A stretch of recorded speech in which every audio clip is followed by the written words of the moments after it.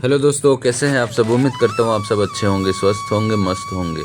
कहानी की दुनिया मोरल स्टोरी में आप सबका स्वागत है। आज की कहानी बहुत मज़ेदार है। आइए सुनते हैं आज की कहानी।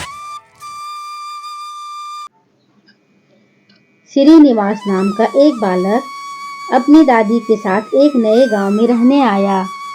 वे दोनों गांव के साहूकार के पास पहुंचे। साहूकार अपनी तोन फुलाए कुर्सी पर बैठा था। दादी और पोते ने साहूकार को प्रणाम किया। दादी ने उससे कहा, मालिक, हम दूसरे गांव से रहने आए हैं। क्या आप हमें अपने गांव में थोड़ी सी जगह देंगे? आप हमें सिर छिपाने की जगह दे दें।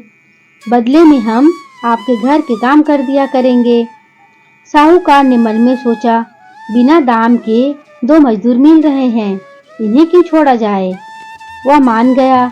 उसने घर के पिछवाड़े उन्हें रहने की जगह दे दी। दादी ने पूछा, साहूकार जी, इसका किराया क्या लगेगा? साहूकार ने झट से बताया, मेरे घर में 4 भैंस, 3 बैल और 4 गायें हैं।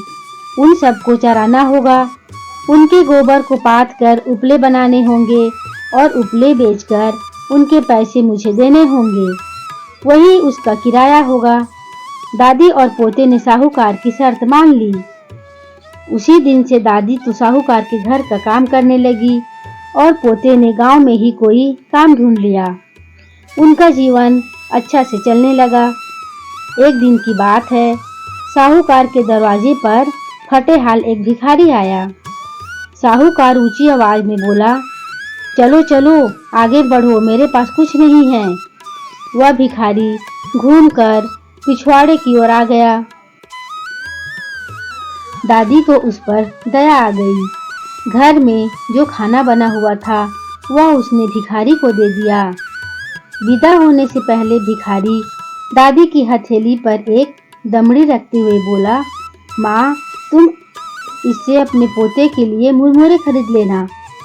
दादी ने उस दमड़ी को अपनी संदूक में रख दिया। वह सोच में थी कि आज अपने पोते को क्या खिलाएगी।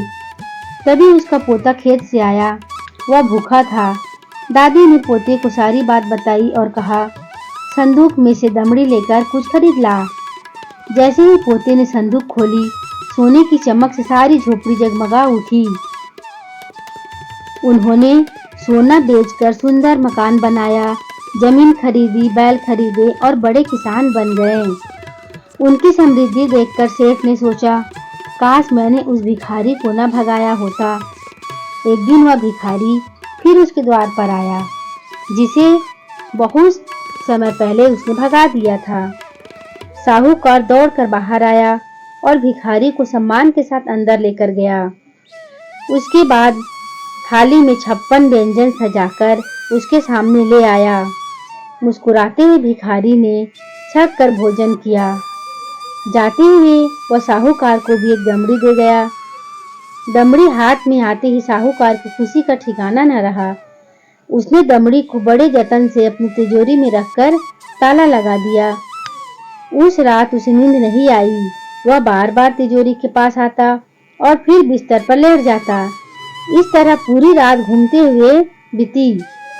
पाँव फटते ही साहूकार तिजोरी खोलने आया। सोना मिलने की खुशी में उसने अपनी आंखें बंद कर ली थी। वह सोच रहा था कि उसकी पूरी तिजोरी जगमगा रही होगी, लेकिन यह क्या हुआ तो बिल्कुल उल्टा। उसकी तिजोरी में रखा हुआ धन कोयला बन चुका था।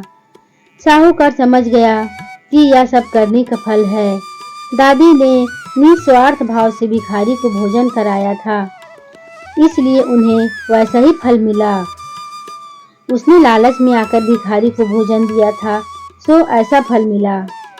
इसके बाद से साहूकार का व्यवहार हमेशा के लिए बदल गया। दादी और पोते ने उसे अच्छा सबक सिखा दिया। कैसी लगी आज की कहानी दोस्तों। उम्मीद करते हैं आपको बहुत अच्छी लगी होगी। हमारे चैनल को सब्सक्राइब करें, लाइक करें, शेयर करें दोस्तों। फिर मिलते हैं अगले कहानी के साथ। बाय दोस्तों।